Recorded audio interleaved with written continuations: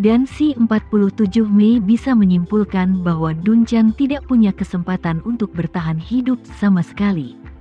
Karena itu, ketika dia melihat wajah Dunchan yang akrab dan tidak dikenal, dia sangat panik. Dunchan juga tahu bahwa orang ini adalah pelakunya yang hampir membunuhnya sejak awal, tapi dia tidak marah, hanya tersenyum kecil. Melihat penampilan Anda yang terkejut, Anda seharusnya masih mengingat saya, kan? Si 47 Mei ketakutan, dan tidak bisa menahan diri untuk tidak berkata, "Ini, bagaimana ini mungkin?" Saat itu, orang itu, "Apakah itu kamu?" Dunchan tersenyum acuh tak acuh dan berkata, "Jika orang yang Anda bicarakan adalah orangnya, siapa yang dipukuli oleh Anda di pintu lift, maka saya dapat memberitahu Anda secara langsung bahwa itu adalah saya." Tapi itu tidak mungkin. Si 47 Mei berkata dengan curiga, "Kamu ditembak berkali-kali, tubuhmu mati saat itu, dan itu jelas tidak mungkin untuk dihidupkan kembali." Dunchan mengangguk, dan dengan sungguh-sungguh berkata, "Aku memang sudah mati. Tapi saya beruntung memiliki Tuan Renza, jadi saya bisa hidup kembali." Tuan Renza, si 47 Mei tiba-tiba teringat kekuatan Tama yang mengejutkan, dan bagaimana dia masih bisa memecahkan racun yang telah menghiburnya selama lebih dari 30 tahun dengan menjentikkan jarinya, dan kemudian dia memikirkan bagaimana Dunchan ditembak sampai akhir saat itu, dan dia bahkan lebih terkesan dengan Tama.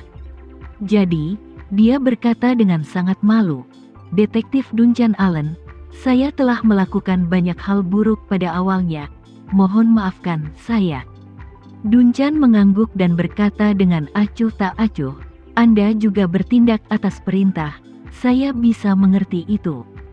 Si 47 Mei menghela nafas lega, dan dengan cepat berkata, "Inspektur Dunchan Allen, tidak peduli pertanyaan apa yang Anda miliki, selama saya mengetahuinya, saya akan mengatakan semuanya." Si 47 Mei telah lama membenci organisasi yang mengendalikan nasibnya sendiri. Intinya, dia bahkan berharap Tama menemukan penghuni barisan orang matinya sendiri, dan membantunya menyelamatkan istri, anak-anak, dan keluarganya. Jadi dia secara alami bekerja sama dengan Dunchan. Dunchan mengangguk, dan tanpa terlalu banyak omong kosong, dia langsung ke pokok permasalahan dan berkata, "Tugas paling mendesak sekarang adalah menemukan cara untuk mengetahui lokasi stasiun Anda di peta. Sebelum itu, saya tidak tahu apakah Anda memiliki petunjuk berharga untuk diikuti yang dapat Anda bagikan."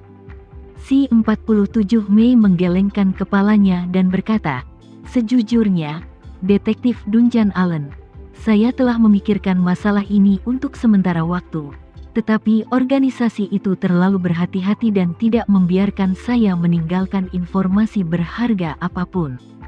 Dunchan tersenyum sedikit, mengeluarkan daftar bencana alam besar yang telah dia selesaikan, dan bertanya kepadanya, "Tuan, berapa umur Anda tahun ini?" Si 47 Mei buru-buru berkata, "Mungkin usia saya sekitar 36 tahun atau antara usia 38. Dunchan bertanya dengan rasa ingin tahu, "Bagaimana Anda menghitung usia Anda?" Si 47 Mei menjelaskan, "Ada kalender yang direkam secara rahasia di dalam orang mati itu. Saya kira-kira telah mencatat waktu kerja dan istirahat saya sendiri. Tapi karena tidak ada standar acuan mutlak, masih ada beberapa kesalahan." Dunchan mengangguk dan berkata, "Kalau begitu mari kita hitung sesuai dengan usia 38. 35 tahun bencana alam besar telah diselesaikan." Dan sambil melihat entry, dia bertanya, "Sejak lahir hingga terakhir kali Anda meninggalkan stasiun, apakah stasiun Anda pindah atau berubah?" "Tidak," si 47 Mei menjawab, "tempat saya dilahirkan berada di benteng bawah tanah. Itu saya tidak tahu di mana atau seberapa dalam itu.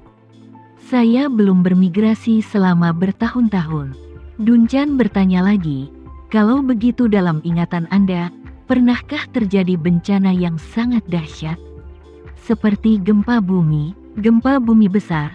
Si 47 Mei memikirkannya dan berkata, ada gempa yang relatif kuat, tetapi sudah bertahun-tahun lamanya.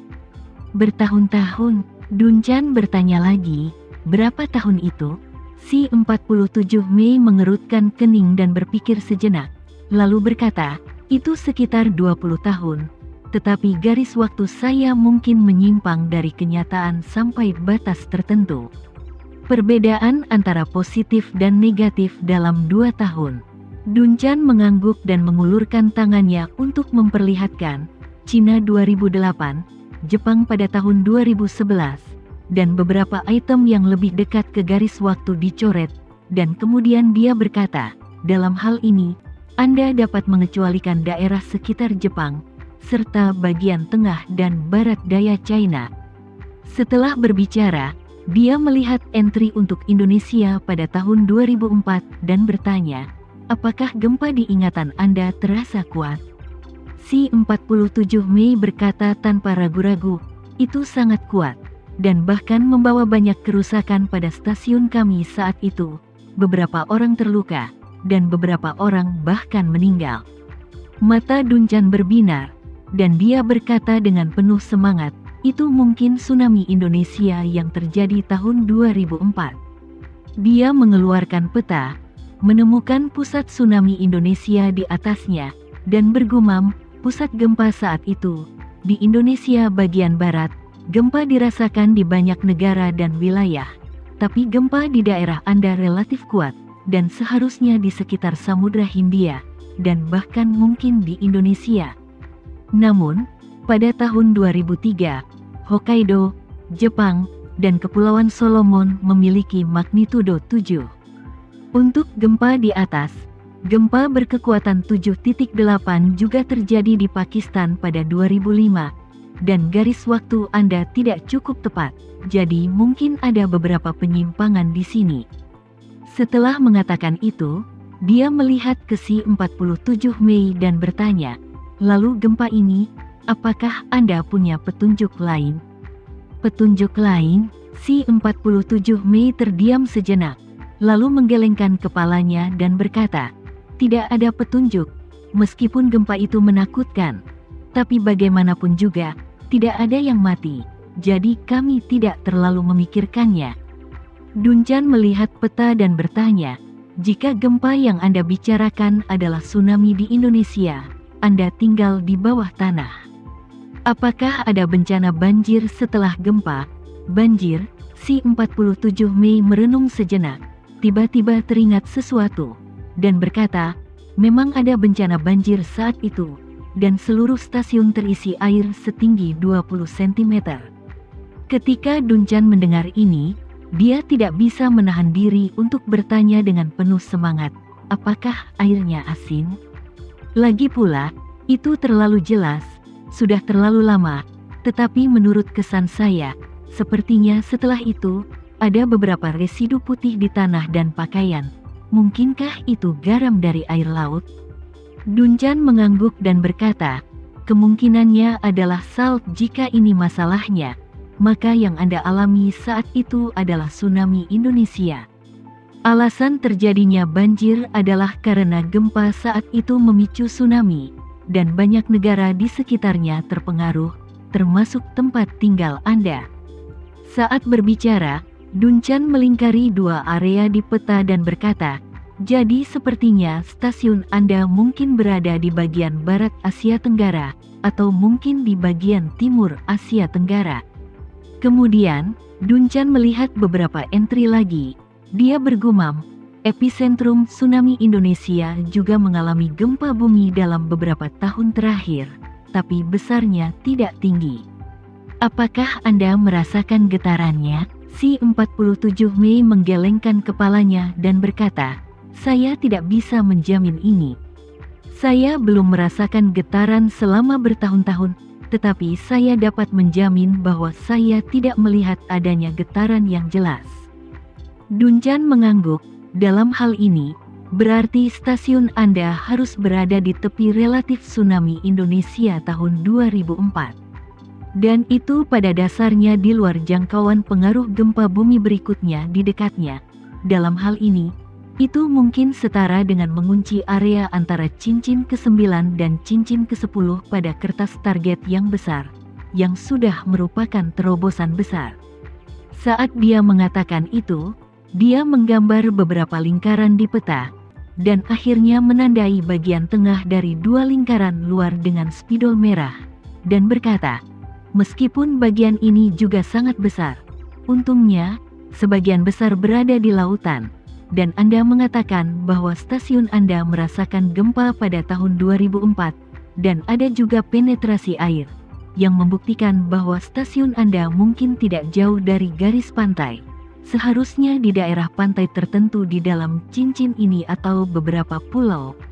Melihat lingkaran di peta, si 47 Mei berkata dengan ekspresi rumit, "Selama bertahun-tahun dan begitu banyak orang, kami telah mencoba mencari tahu di mana kami berada, tetapi tidak ada yang tahu."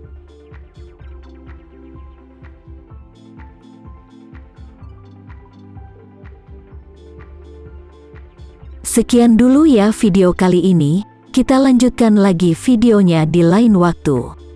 Oh iya, bagaimana menurut kalian? Semoga bisa sedikit menghibur kalian semua. Untuk teman-teman yang baru nonton, jangan lupa subscribe ya, hehehe.